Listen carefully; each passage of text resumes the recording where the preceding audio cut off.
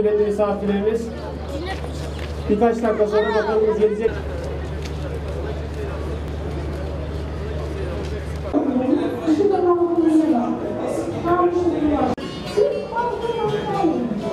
Değiştirin ha. O yazıyı Kızılay'ı değiştirin.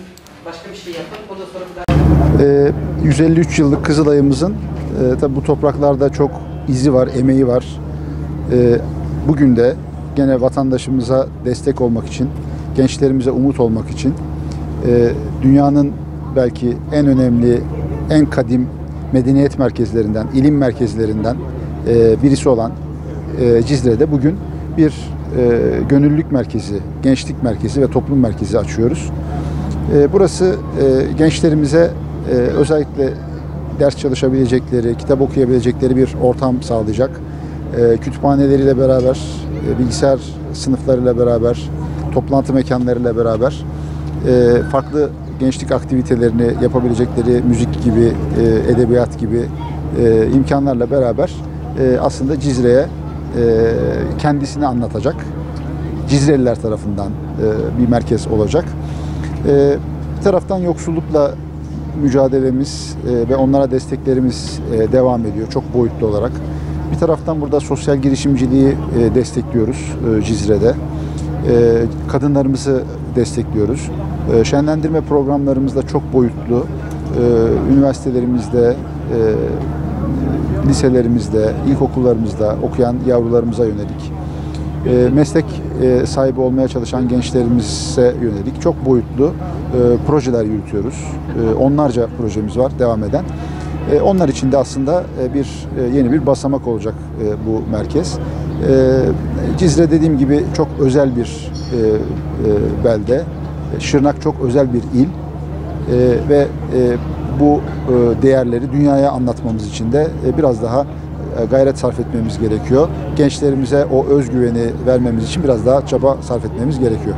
Tabii şu anda Diyarbakır'da, Manisa'da, Kütahya'da aynı zamanda açacağımız toplum merkezlerimizle beraber ülke satına yaygın tüm il ve ilçelerimizdeki Kızılay şubelerimizle toplumumuza sağlıklı ve güvenli bir yaşam kültürü oluşturmayı, dayanışmayı, yardımlaşmayı ve olağanüstü durumlarda, afetlerde ayakta kalabilmeyi ve riskleri azaltacak tedbirleri toplumumuzla birlikte alabilmeyi sağlamak için çok boyutlu ve toplumumuzla beraber, insanımızla beraber bir çaba içerisindeyiz. Her geçen gün Kızılay'ın eriştiği insan sayısı bu anlamda artıyor. Geçen yıl yaklaşık 37 milyon insana ülkemizde ve dünyada Kızılay elini uzattı. Bu sayıyı artıracağız. Çünkü dayanışarak, yardımlaşarak biz insan onurunu koruyabiliriz, yoksullukla mücadele edebiliriz, toplumu ve bireyi sağlıklı kılabiliriz. Bütün bunları çok kıymetli bağışçılarımızın destekleriyle, çok değerli gönüllülerimizin gayretleriyle gerçekleştiriyoruz. Kızılay devletine destek, milletine hizmet için 153 yıldır aynı değerlerle, aynı misyonla görevine devam ediyor. Biz kendi yeteneklerimizin daha da geliştirilebilecek bir kurum, bir gönüllü merkez oldu. Ben de burada gönüllü olarak buradaki hizmetlerden ücretsiz bir şekilde yararlanıyorum. Ve burada gördüğünüz üzere kodlama eğitimleri kütüphanemizde yaklaşık 3000 kitap var. Bu kitaplardan her türlü ücretsiz şekilde yararlanarak kendi kültürümüzü burada kodlama öğrenerek kendimizi burada gösterme şansını buluyoruz.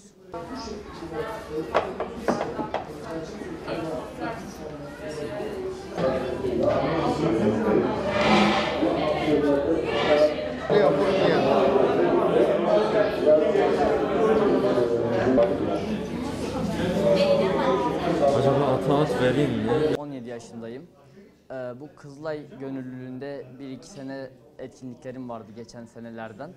Kendilerinin sayesinde bu Kızılay şeyi açıldığı için gayet memnunum. Gerek yazılım olsun, gerek kütüphane olsun bizim işimize bayağı yarayacak. Tüm büyüklere teşekkürler. Çok uzun olur ha. Ücretsiz de kameraya bakma.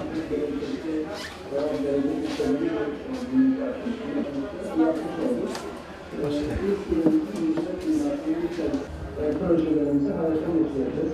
Onların kişisel becerilerini ilgili bütün programlarımızı görüştük. Her konuda bize destek ediyoruz. Desteğimizi her zaman hissediyoruz. Kesin olarak tüm desteklerimize devam edeceğiz. Tekrar hayırlı ve uğurlu olsun. Diğer